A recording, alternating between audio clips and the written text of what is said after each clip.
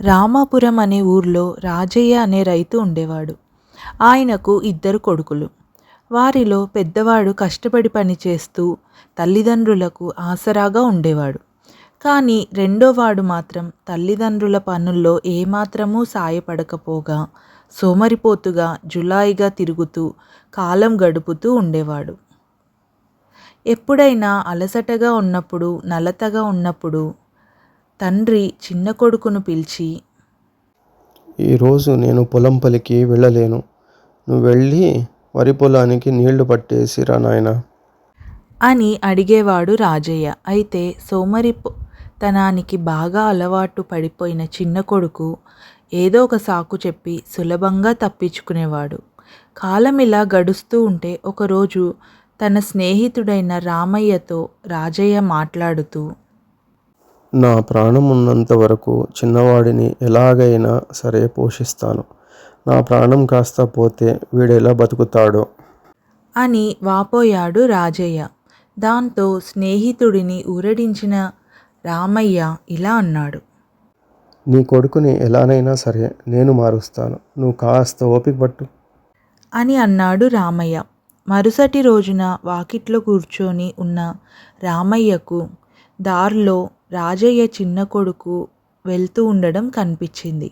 వెంటనే అతడిని పిలిచి రామయ్య ఇలా అన్నాడు, రోజంతా ఇలా జులాయిగా తిరగకపోతే మీ నాన్న పొలం పనుల్లో సాయం చేయొచ్చుగా అని అడిగాడు రామయ్య. ఎంత కష్టపడినా వచ్చేది ఆ 4 గింజలే. అలాంటి పని నా వల్ల కాదు. నేను ఏదైనా పని చేస్తే బోల్డ్ అన్ని డబ్బులు రావాలి. అలాంటి పని అయితేనే చేస్తాను అని బల్లగుద్ది మరీ చెప్పాడు రాజయ్య చిన్న కొడుకు హరి.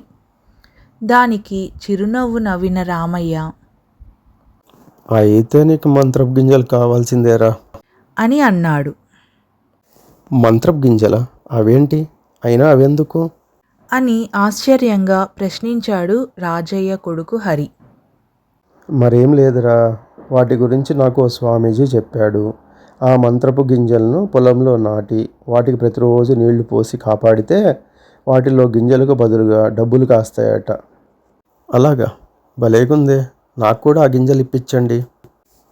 అలాగే తెచ్చిస్తాలే. నువ్వు రేపు ఒకసారి వచ్చి కనబడు అన్నాడు రామయ్య.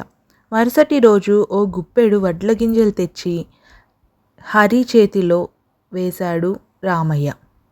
వెంటనే ఆత్రంగా పెరట్లో మంచి స్థలం చూసి అక్కడ వాటిని నాటాడు హరి. ప్రతిరోజు వాటికి నీళ్లు పోస్తూ భద్రంగా కాపాడుకుంటూ వచ్చాడు. ఆ వడ్ల గింజలు కొన్ని రోజులకు మొలకెత్తాయి.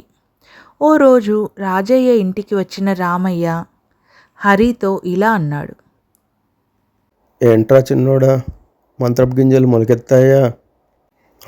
భలేగా మొలకెత్తాయి, రండి చూద్దురు గాని అంటూ పెరట్లోకి తీసుకెళ్ళాడు హరి. వాటిని చూసిన రామయ్య వెంటనే వాటిని పీకి అవతల పడేశాడు. నేను ఇంతలా కష్టపడి పెంచి కాపాడుతుంటే అలా పెరిగి పారేశారేంటి అంటూ కోపంగా రాజయ్యను నిలదీశాడు హరి. అవి సరిగ్గా పెరగలేదు, అందుకే పీకేశాను. పనికిరాని ఉన్నా ఒకటే, లేకపోయినా ఒకటే. నీలాగా అన్నమాట. అదేంటి నాలాగా అంటున్నారు? మరి నీలాగా కాకపోతే మరేంటి? కొన్ని రోజుల పాటు నువ్వు పెంచిన మొక్కల్ని పీకేస్తేనే అలా బాధపడుతున్నావే. ఎన్నో ఆశలతో నిన్ను పెంచి పెద్ద చేసిన మీ నాన్న తన కొడుకు ఎందుకు పనికి రాకుండా పోతున్నందుకు మరెంతలా బాధపడుతున్నాడు ఎప్పుడైనా ఆలోచించావా? అయితే మంత్రపు గింజలని చెప్పి ఇచ్చారు కదా, వాటిని నాటితే డబ్బులు కాస్తాయని కూడా చెప్పారే, ఎందుకలా? మరేం లేదురా, నిన్ను మార్చేందుకు నేను అలా చెప్పానంతే. లోకంలో కష్టానికి మించిన మంత్రం మరొకటి లేదు. మీ నాన్న పొలంలో నాటే గింజలు మొలకెత్తి డబ్బులు ఇవ్వడం లేదా, కష్టపడకుండా ఫలితం ఆశించకూడదని ఇప్పటికైనా నువ్వు తెలుసుకొని బుద్ధిగా మొసలుకుంటే అంతే చాలు అని అన్నాడు రామయ్య. అలా తన తప్పును తెలుసుకొని అప్పటి నుంచి మంచి ప్రవర్తనతో మెలిగాడు హరి. ఇది ఇవాల్టి కథ. ఈ కథ మీకు నచ్చినట్టయితే తప్పకుండా లైక్ చేయండి, షేర్ చేయండి.